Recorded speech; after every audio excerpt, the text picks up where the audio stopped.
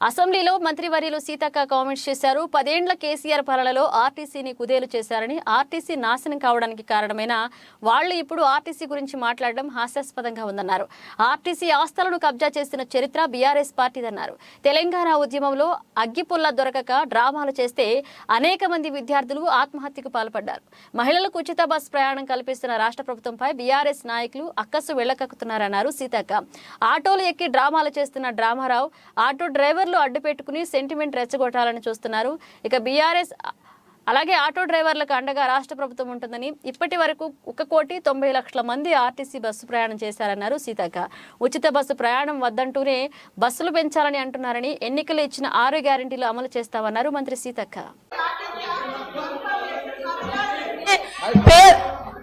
10 ఏళ్ల టీఆర్ఎస్ ప్రభుత్వంలో ఆర్టీసీ ఆస్తులను ధ్వంసం చేసి, కుదేలు చేసి, కబ్జాలు చేసి, ఆర్టీసీ ఉద్యోగులు ఆత్మహత్య కారణమైన వీళ్ళు ఇవాళ ఆర్టీసీ గురించి మాట్లాడుతున్నారు.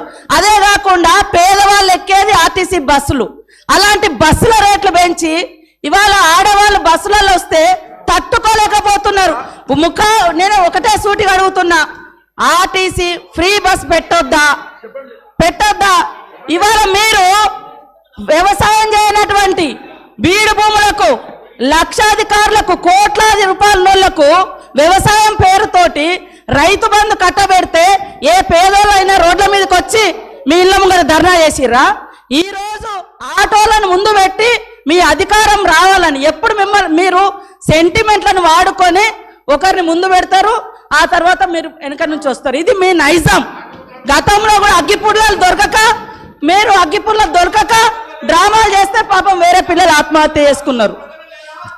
అంటే చేయకూడదా అంటారు. మరి మీరు లక్షల రూపాయలు, కోట్ల రూపాయలు ప్రజల మీద, అందరి మీద పన్నులేసి ఆ వచ్చిన ధనము రైతు బంధుల పేరుతోటి ఏ పేద మహిళకు, ఏ పేదోళ్లకు రూపాయి దక్కలేదు.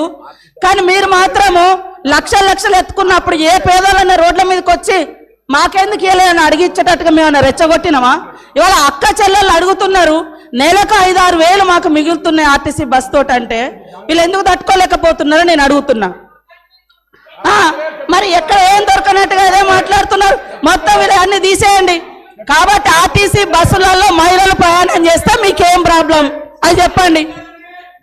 పల్ల రాజేశ్వర రెడ్డి గారు ఏమధ్యక్ష ఇది?